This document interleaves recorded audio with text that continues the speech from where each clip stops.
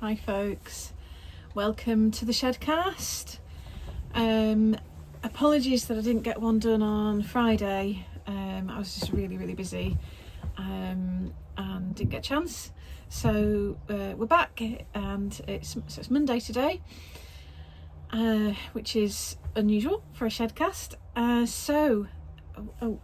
have a dog. So where were we last time?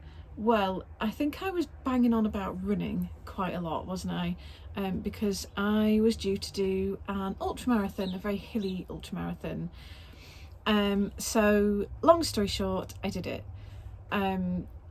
It was 30 miles and I think 3,700 feet of climbing around the Yorkshire Wolds. It was absolutely beautiful.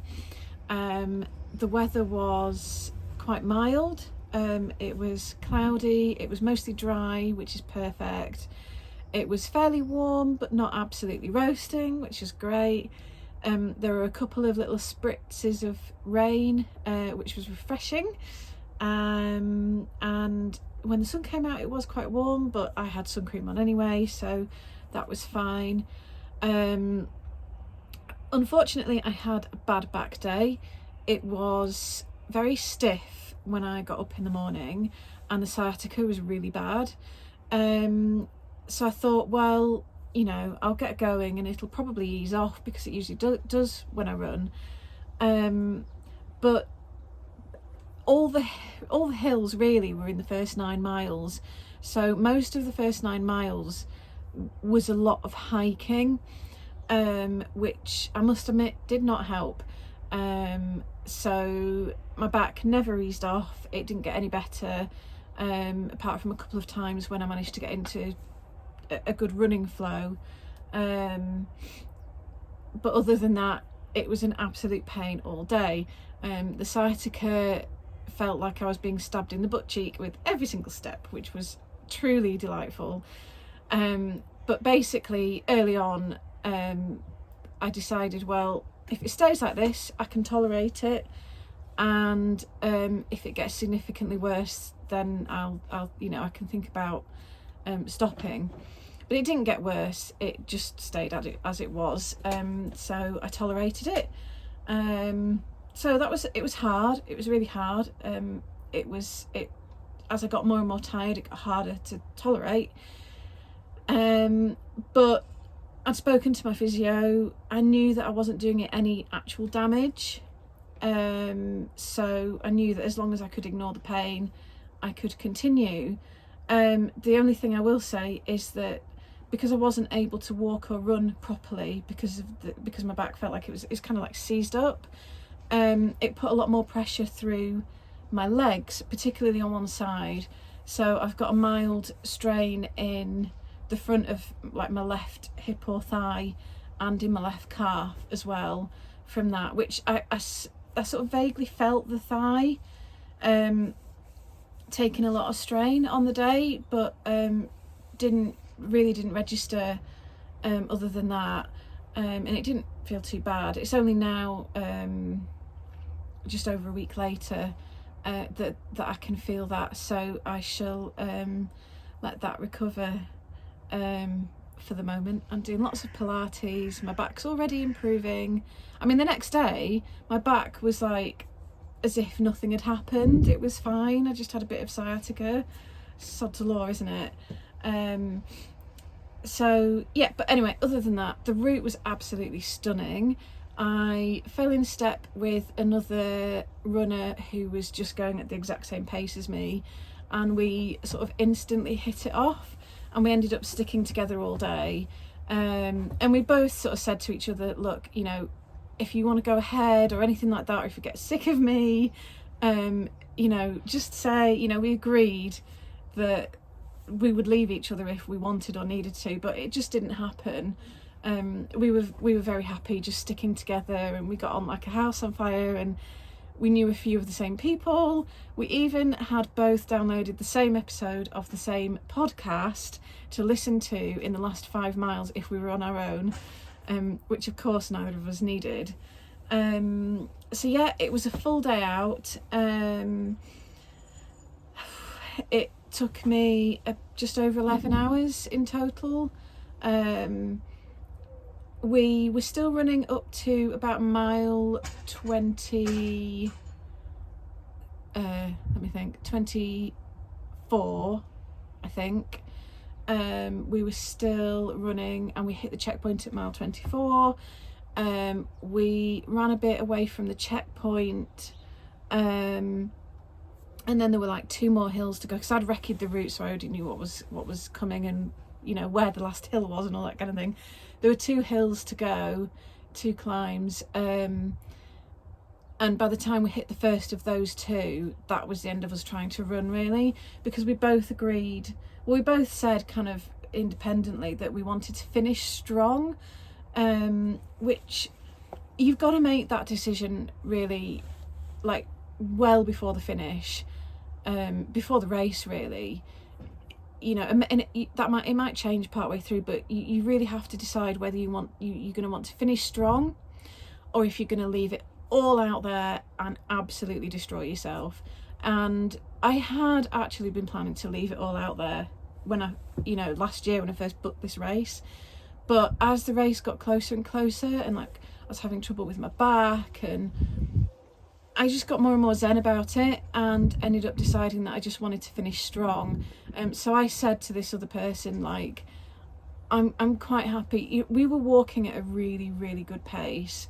So I said, look, I'm if you want to go ahead, but I'm gonna probably walk pretty much all of the last 3 to 5 miles, in order that I can finish strong, because actually I don't want to completely ruin myself. And she said, yeah, the same. You know, she had plans for like the next day and stuff like that, and actually didn't want to completely ruin herself. So yeah, we walked certainly the last 3 miles, if not the whole of the last 5 roughly, because it was over 30 miles in total. And that meant that we were in a good position to be able to run all the way along the final field and sprint over the finish line, which is just wonderful. So yeah, we were the last people in. The organisers were absolutely fantastic. Really, really can't fault them. They are Ultra Trails, and they are Grant and Mel. They're incredibly considerate and thoughtful, and they were pleased that we had taken over 11 hours, because the cut-off was 12 hours, and it meant that it justified them having that cut-off of 12 hours. You know, the fact that somebody actually used most of that means that they made the right decision. So yeah, that was good. There were no sweeps. Normally you have people at the back who are part of the organisational team, and they will sweep the back of the race, just to kind of make sure that everyone's en route and staying safe and all that kind of thing. But because with this race we had trackers, there were no sweeps, which was really, really wonderful for us. It was a real luxury, because it means you never ever have that feeling of that you're being chased. I mean, good sweeps won't make you feel like you're being chased, but often they do, not intentionally, but you know that they're there, and it makes you feel like, oh my god, I'm not going fast enough, and all this kind of thing, even if you are. So not having sweeps was amazing. And at the checkpoints, something of note is that at no point did anyone ever ask us if we were dropping out, just because we were the final runners. And that is something that happens quite a lot. If you're the last runners, you come into the checkpoint, and people will start asking if you're okay to continue, as like, or dropping out, even though you've not said anything about not doing.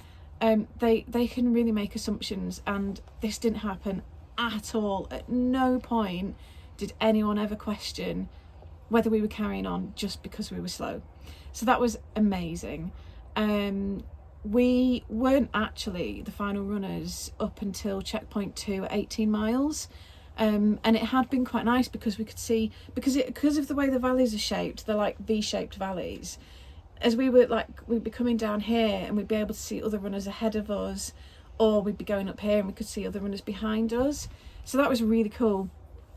But at checkpoint 2 at 18 miles, the people all around us dropped out, so we were like the last people standing, which was pretty cool. And of course by that point we both knew we only had 12 miles to go, and we knew at that point that we would finish, barring injury. We would finish. So low points. My low point, and actually her low point as well, was at probably only about 5 miles. Like I said, the hills were really front loaded into the first 9 miles, and there was this one particular hill, and like we'd already been up and down loads, and so we were already knackered by that point. And this climb, it was so steep. Honestly, I can't even tell you, it was so steep. Like we had to stop and catch our breath a couple of times. We even stopped and had a snack like halfway up. It wasn't absolutely huge, but it was just so steep, and of course it comes off the back of already having done a load.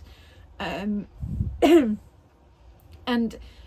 like, you know, your muscles are burning kind of going up something like that. So we climbed up there, had a couple of stops, had a snack and a drink partway up, got to the top, and at the top it was still like slightly uphill for a little bit after that. So we did start recovering pretty quickly, which is all part of the training.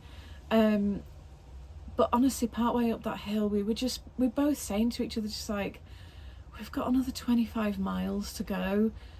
Like, just, we both, I actually didn't say it, I didn't say it out loud, but I was thinking at that point, I don't know if I've got another 25 miles in me.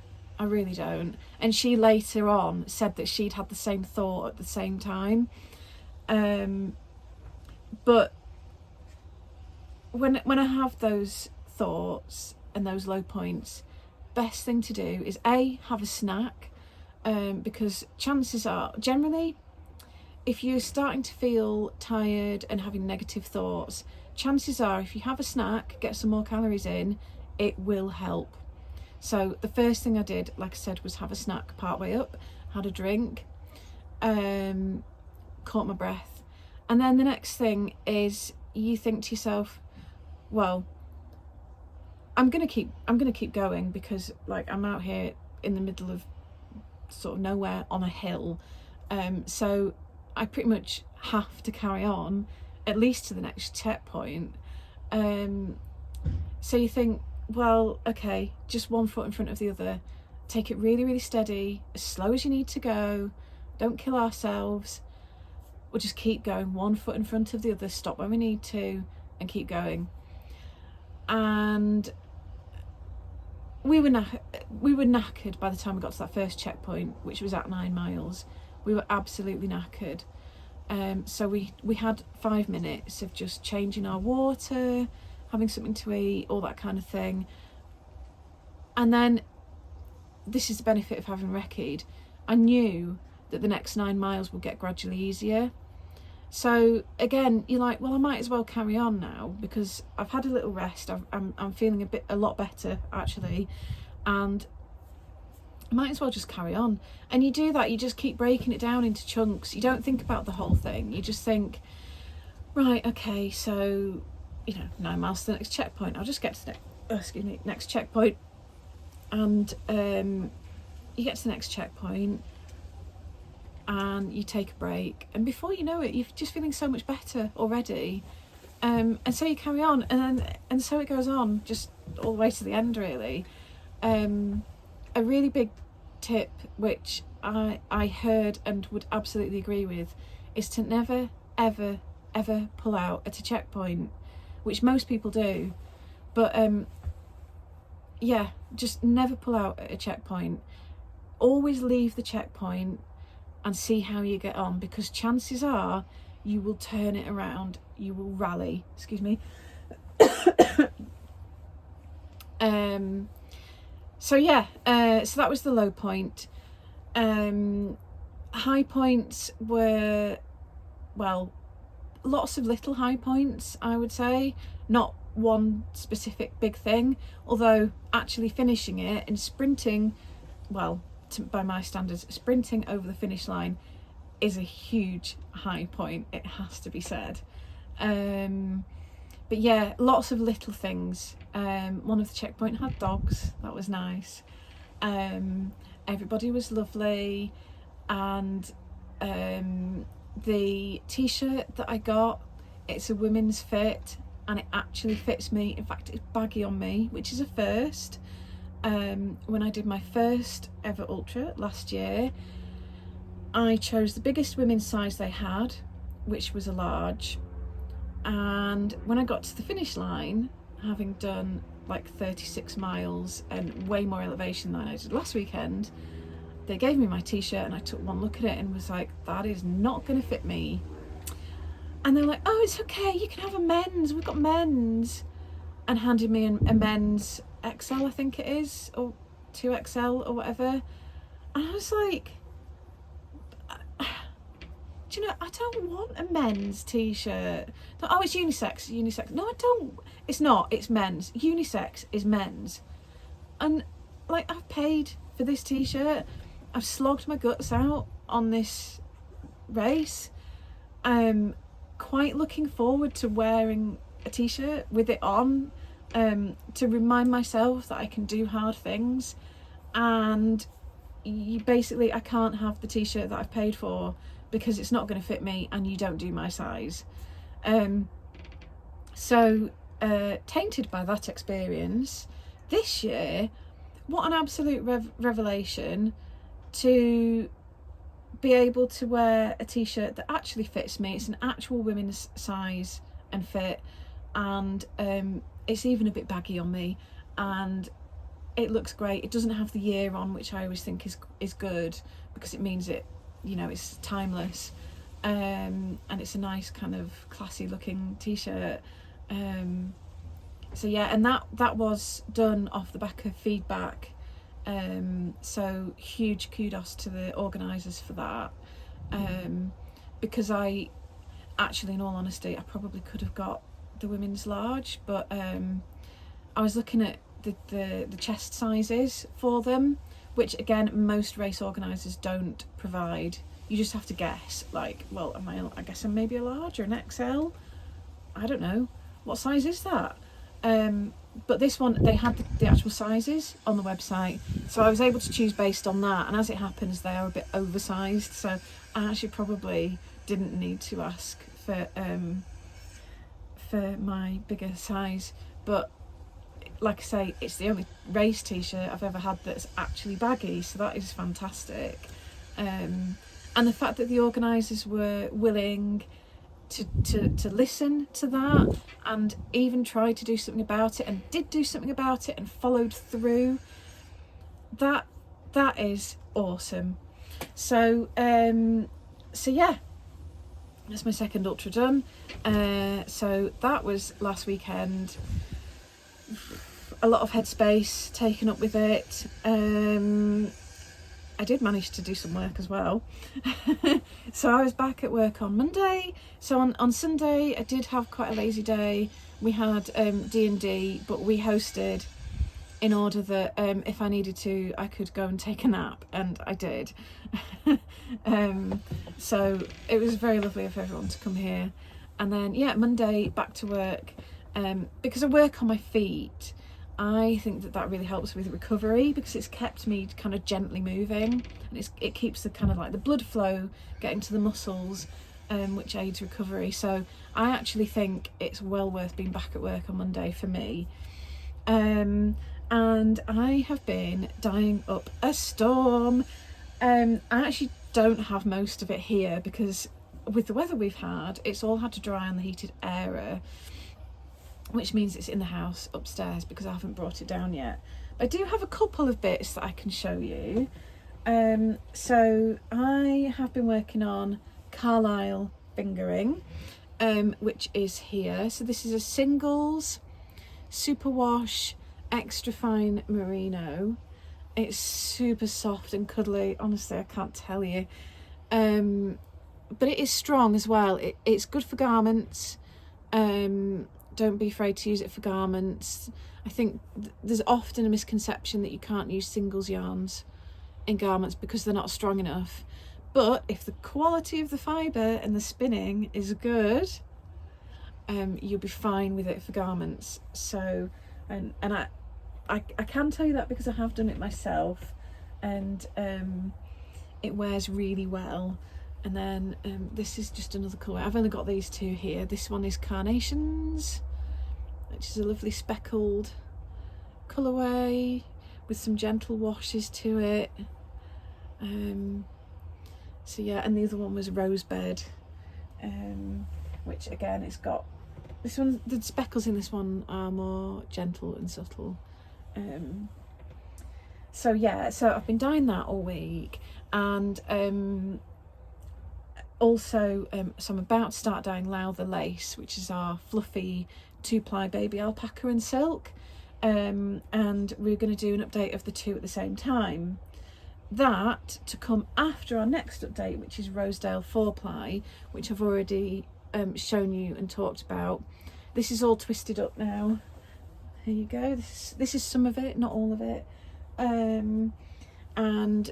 So that's all ready. So that's coming next, and then the Carlisle and Lowther Lace after that. However, on Thursday, I got an email from Northeast Wool Show asking if I would like a stand, because their ticket sales had gone so well that they were at the point where they would either have to stop ticket sales because of overcrowding, or open up another hall full of a whole new list of vendors, and allow ticket sales to continue. And it happens that I could do that weekend. I've got stock ready, and it's only an hour and a half from here, and it was just kind of like, yes, we can do that. Yes, we absolutely can. So really excited. I will be at Northeast Wool Show at the weekend. So we're going to squish as much as we can into the car and the roof box, because we're trying to avoid van hire, because our local van hire place closed and it's such a pain getting over to the other side of Harrogate for it. So, and it's quite a lot more expense too. So we are keeping things small and simple going forwards, and just doing what we can do in the car and the roof box. So we will squish in as much as we can, and hopefully see you at Newcastle Racecourse on Saturday or Sunday. And so what I need to do this week is I really need to crack on and dye this Lowther Lace, so that I can hopefully bring all that with me as well, which means that we'll have two updates worth of brand new yarn ready for the show, which is really cool. My other half is busy winding yarnlings. Shall I show you? I've put them in a bag so that they'll go in the car more easily. Ta-da! So this is going to be our pick and mix yarnling selection, plus a whole load more. So last time at Yorkshire Yarn Fest, I put the yarnlings straight into the fruit crate that we display them in, and you can pick and mix them out of, and that went straight in the car on top of the boxes. And I'm not kidding, right? Everywhere we went, we dropped at least one yarnling on the floor out of the car. And in fact, at the car park at Yorkshire Yarn Festival, when we arrived on the second morning, there were yarnlings like dotted around the car park. There's like a little Eden Cottage Yarns calling card of like, yes, we were here. So I thought it would be a lot more sensible to actually have them in a bag, so that they can squish into a nook or cranny in the car, rather than just leave them rolling around everywhere. So yeah, we've got all sorts. We will just bring as much as we can cram in, and so excited about that. So yeah, and then what I'll do is whatever we've got left when we get home, I will photograph it and pop it up on the website. So yeah, how cool is that? We have got Yarndale as well in September, so we'll be there as well. That's the end of September, after my next ultra, which is on the 9th of September. So I'll no doubt be waffling on about that near the time as well, but I need to get recovered from this one first, and yeah, like recover well, do lots of mobility stuff, allow these strained muscles to settle down, and then just sort of get into some more gentle movement, and then go and run another 30 miles around the Yorkshire, it's not quite the Dales, but over that way. Anyway, and then Yarndale after that, so exciting times. Talking of which, excuse me, this is my Kismet work in progress update. Woohoo! I've finished the body. I must admit that unblocked, it's actually quite short. I got a bit impatient, you know, we've all done it, but also no, I really did think that it was long enough. I mean, anyway, we'll see. I'll see how long it is when I've blocked it.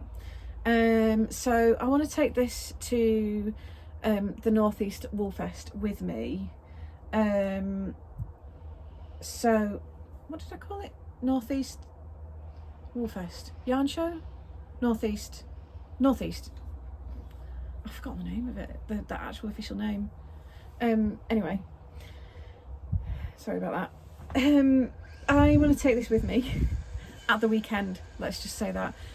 So what I'm going to do is block the body, because that'll enable me to see how long it's going to block out. I'm going to weave all the ends in. That's like half of them. And then I can at least display it on a hanger like that, so it doesn't matter that the sleeves aren't done. And then maybe tackle the sleeves next week, because I probably won't get time this week anyway. So yeah, but I'm dead chuffed with it. I love it. I love how the colours have come out. Really, really pleased with that. So yeah, and if the body is too short, so what I'll do is I'll block it, knit the sleeves, block it again.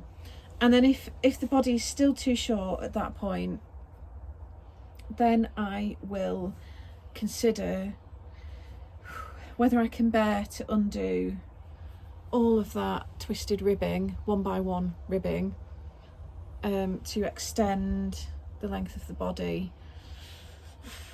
We'll see. Fingers crossed it'll block out, and I won't need to even think about it.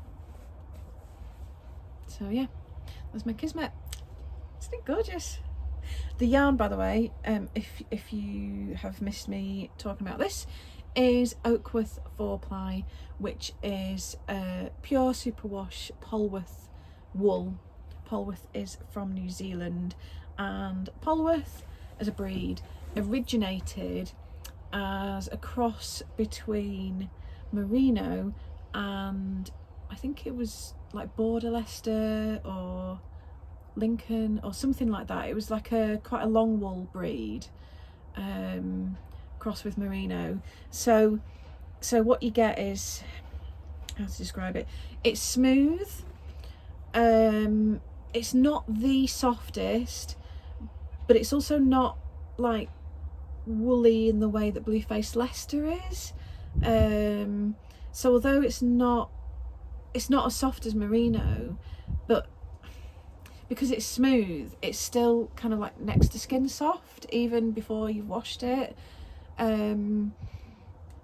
It's not tickly like Blueface Leicester can be, although ours isn't, obviously, but you know what I mean. And once what I find with this is it's a really good for once it's washed, it really softens and blooms, so it just gets better and better with use, really. So yeah, really pleased with it, and it's working really well for colour work. I think because it's quite sturdy and it's quite solid, it kind of holds itself together well, unlike me. So yeah, that's I think that's all there is to say about that. Oh, I did mention that Rachel has released the Kismet cowl, or she was about to, I think, when I last spoke to you. She has released it now. I stupidly assumed it was made in 4-ply because the jumper's made in 4-ply. It turns out it's made in 4-ply held double, so it's a DK gauge. So you could do it in either, obviously, and there are loads and loads of options in the pattern. There's like 6 different options because there's 2 styles and there's 3 sizes for each style. There's at least. So we were going to put together yarn packs for it in Millburn DK, but between there being like 6 different styles which have different yarn requirements and 20 colours of Millburn DK, we decided that was way too complicated. So what we've done is put together lots of Millburn DK yarn packs where it's just 1 ball of each colour. So if you want to use any of those, check the pattern for yarn requirements, because you may need an additional ball of 1 or 2 of the colours, but they're there to kind of inspire you and to help you, and maybe you might want them for other projects as well. They're kind of like just there for general use, rather than specifically for that pattern. And then also Laura has produced a blog post with more information, and so that should be really helpful. To find it, if you go into the blog menu on our website and then click on pattern inspiration, that's where stuff like that goes. So yeah, you'll find it there. Anyway, that is more than enough of my rambling, and I really need to go and crack on with some dyeing. I've got loads of stuff going on in my head in terms of prep for the show, so I need to be making notes, checking things, and all that kind of thing whilst I'm dyeing. So I'm gonna have to just go and offload it all. So I will see you. I probably won't record another Shedcast this week because on Friday I'll be busy, not panicking, but my head will be very full of show prep because Friday is setup day, and then Saturday and Sunday are show days, and then Sunday we will dismantle and come home. So I also might not speak to you on Monday because I'll be busy unpacking everything and trying to get everything organised, and that's a big job. So I might wait until a week on Friday to speak to you again, but hopefully I'll see some of you in Newcastle this weekend, and if not, then I will see you in a week on Friday. And so take care. And happy knitting and crocheting, and see you again. Bye.